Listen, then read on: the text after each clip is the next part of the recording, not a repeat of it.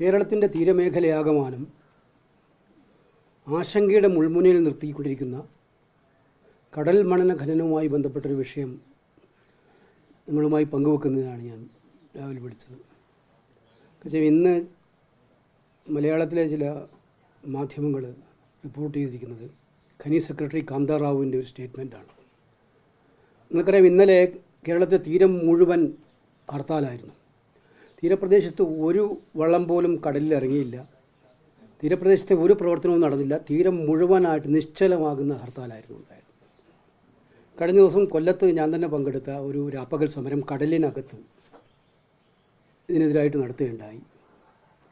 അതിനുമുമ്പ് ആലപ്പുഴയിൽ മത്സ്യത്തൊഴിലാളി കോൺഗ്രസിൻ്റെ സംസ്ഥാനതല സമരപ്രഖ്യാപന കൺവെൻഷൻ ഈ വിഷയം വളരെ സങ്കീർണമായ വിഷയമാണ്. കൊല്ലം, ആലപ്പുഴ, അതുപോലെ തന്നെ ചാവക്കാട്, പൊന്നാനി, ഈ 4 പ്രദേശങ്ങളിൽ ഐഡൻറ്റിഫൈ ചെയ്ത് അവിടെ കടൽ മണൽ ഖനനം നടത്താൻ സ്വകാര്യ ഏജൻസികൾക്ക് അനുവാദം കൊടുക്കാൻ ഗവൺമെൻറ് തീരുമാനിക്കുകയും അതിൻ്റെ ടെൻഡർ നടപടികൾ ആരംഭിക്കുകയും ചെയ്യുകയാണ്. ഇത് കേരളത്തിലെ മത്സ്യമേഖലയിൽ ഉണ്ടാക്കിയിരിക്കുന്ന, തീരദേശ മേഖലയിൽ ഉണ്ടാക്കിയിരിക്കുന്ന അങ്കലാപ്പ് ചില്ലറയല്ല. ഇപ്പോൾ ആദ്യത്തെ ഘടനാ ഏരിയയായിട്ട് അവർ എടുത്തിരിക്കുന്നത് കൊല്ലം മുതൽ ചവറ വരെയുള്ള ഭാഗമാണ്. നിങ്ങൾക്കെല്ലാവർക്കും അറിയാം, അവിടെ മത്സ്യസമ്പത്ത് ഏറ്റവും വളരെ വളരെ ധാരാളമായി ലഭിക്കുന്ന ഒരു മേഖലയാണ് കൊല്ലം ചവറ മേഖല. അത് കഴിഞ്ഞ് ആലപ്പുഴയിൽ അവർ കണ്ടെത്തിയിരിക്കുന്നത് ആലപ്പുഴയുമായി ബന്ധപ്പെട്ടുള്ള മേഖല തോപ്പടപ്പള്ളി മേഖലയാണ്. ചാവക്കാടും പൊന്നാനിയും. സ്വതവേ മത്സ്യബന്ധനം നടത്തുന്ന തൊഴിലാളികളോട് ചോദിച്ചാൽ അറിയാം, മത്സ്യലഭ്യത വളരെ കുറഞ്ഞുകൊണ്ടിരിക്കുകയാണ് ഓരോ ദിവസം കഴിയുന്തോറും. അവർ ജീവിക്കാൻ വേണ്ടി പാടുപെട്ടുകൊണ്ടിരിക്കുകയാണ്. പല പ്രശ്നങ്ങളുണ്ട്. തീരപരിപാലന നിയമം മൂലം വീട് പോലും വെക്കാൻ പറ്റാത്ത അവസ്ഥയുണ്ട്.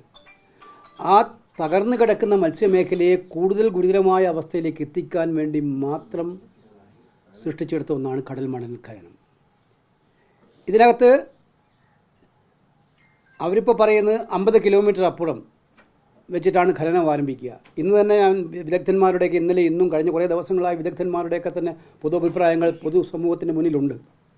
അവരെല്ലാവരും പറയുന്നത് ഇത് മത്സ്യസമ്പത്തിനെ സാരമായി ബാധിക്കും, മത്സ്യപ്രജനനത്തെ പോലും ബാധിക്കും, നമ്മുടെ പവിഴപ്പുറ്റുകളെ അടക്കം വളരെ ദോഷകരമായി ബാധിക്കും, തീരദേശത്തിൻ്റെയും കടലിൻ്റെയും ആവാസ വ്യവസ്ഥയെ തന്നെ വളരെ ഗുരുതരമായ പ്രത്യാഘാതം ഉണ്ടാക്കുന്ന ഒന്നാണിത്. അപ്പോൾ ഇതിനെതിരായി വ്യാപകമായ സമരം വന്നു. എല്ലാം മറന്ന് ഒറ്റക്കെട്ടായി മത്സ്യ സമൂഹം ഒറ്റക്കെട്ടായി ഇതിന് സമരരംഗത്തേക്ക് ഇറങ്ങി. ഇന്നലത്തെ ഹർത്താലും കഴിഞ്ഞപ്പോൾ ഇന്ന് പത്രത്തിൽ വന്നിരിക്കുന്നത് പാരിസ്ഥിതിക ആഘാത പഠനം നടത്തും. വിചിത്രമായിട്ടുള്ളൊരു വാദവുമായിട്ടാണ് ഖനി സെക്രട്ടറി വന്നിരിക്കുന്നത്. എങ്ങനെ നടത്തുന്നതാണ് പറഞ്ഞത്? ടെൻഡർ നടപടികൾ തുടരും. ടെൻഡർ കമ്പനികൾ കൊടുത്ത ആ കമ്പനി മുൻകൈയെടുത്ത് സർക്കാരിൻ്റെയും കൂടെ മേൽനോട്ടത്തിൽ ഒരു പരിസ്ഥിതിയാഘാത പഠനം നടത്തും. എന്താണ് ഇതിൻ്റെ ലോജിക്ക്? ഒരു ടെൻഡർ നടത്തി കഴിഞ്ഞിട്ട് ആ ടെൻഡർ ലഭിക്കുന്ന വൻ കമ്പനികളായിരിക്കും വരാൻ വേണ്ടി പോകുന്നത്. നിങ്ങൾക്ക് ഊഹിക്കാൻ പറ്റും ആരാണ് വരാൻ പോകുന്നതെന്ന് ഞാൻ പറയേണ്ട കാര്യമില്ല. അപ്പോൾ അവർ പിന്നെ അവരുടെ മേൽനോട്ടത്തിൽ അവരുടെ താല്പര്യത്തിൽ ഒരു പരിസ്ഥിതി ആഘാത പഠനം നടത്തും. പിന്നെ ആ വാദത്തിന് വേണ്ടി ചോദിച്ചാൽ ആ പരിസ്ഥിതി ആഘാത പഠനത്തിൽ അവിടെ ആഘാതമുണ്ടെന്ന് തോന്നിയാൽ ഈ ടെൻഡർ നടത്തി പൂർത്തീകരിച്ച എല്ലാവർക്കും കോടതിയിൽ പോകാൻ അവസരമായി. ടെൻഡർ അനുവാദം കൊടുത്തു കഴിഞ്ഞാൽ അപ്പോൾ ഫലത്തിൽ മത്സ്യത്തൊഴിലാളികളെ കളിപ്പിക്കാൻ വേണ്ടി ഒരു തട്ടിപ്പ് തന്ത്രവുമായിട്ട് ഇപ്പം നടക്കുന്ന തീരദേശ മേഖലയിലെ മത്സ്യത്തൊഴിലാളികളുടെ സമരത്തെ ഭയന്നിട്ടുള്ള ഒരു തട്ടിപ്പ് പ്രഖ്യാപനവുമായിട്ടാണ് മൈനിങ് സെക്രട്ടറി രംഗത്ത് വന്നിരിക്കുന്നത്, കേന്ദ്ര സർക്കാരിൻ്റെ ഇതായിട്ട്. ഇത് ഒരു കാരണവശാലും അംഗീകരിക്കാൻ പറ്റുന്നതല്ല.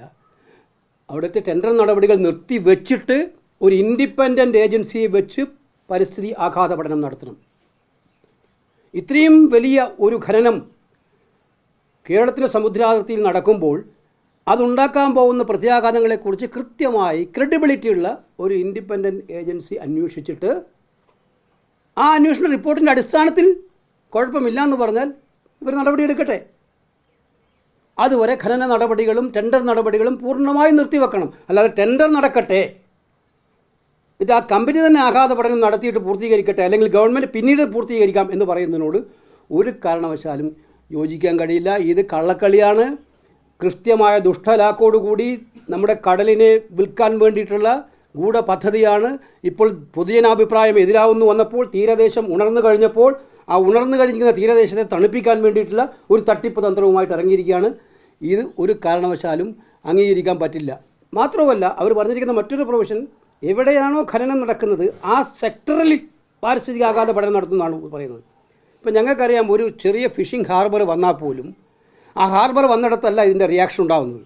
അതിൻ്റെ തൊട്ടടുത്ത പ്രദേശങ്ങളിലേക്കാണ് കടൽ ഉൾവലിഞ്ഞു പോവുകയൊക്കെ ചെയ്യുന്നു. ഒരുപാട് അനുഭവങ്ങൾ ഞങ്ങളൊക്കെ ദിവസം നിത്യജീവിതത്തിൽ കണ്ടുകൊണ്ടിരിക്കുകയാണ്.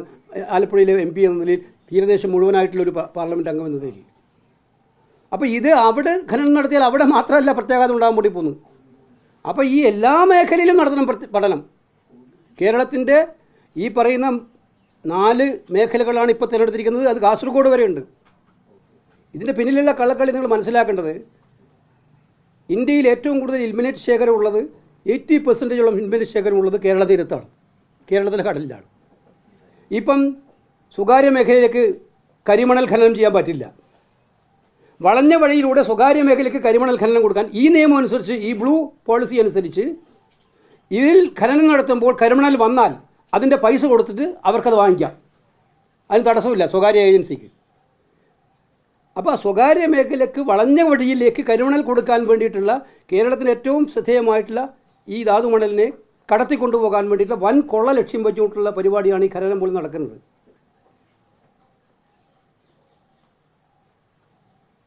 ഇതിനകത്ത് സ്റ്റേറ്റ് ഗവൺമെൻറ് അറച്ചു നിൽക്കാതെ സംസ്ഥാന നിയമസഭ പ്രമേയം പാസ്സാക്കണം. സംസ്ഥാനത്തിൻ്റെ മുഴുവൻ വികാരവും, ശക്തമായ വികാരവും കേന്ദ്ര സർക്കാരിനെ അറിയിക്കാൻ ഒരു കാലതാമസവും വരുത്താതെ സർക്കാർ തയ്യാറാക്കണം.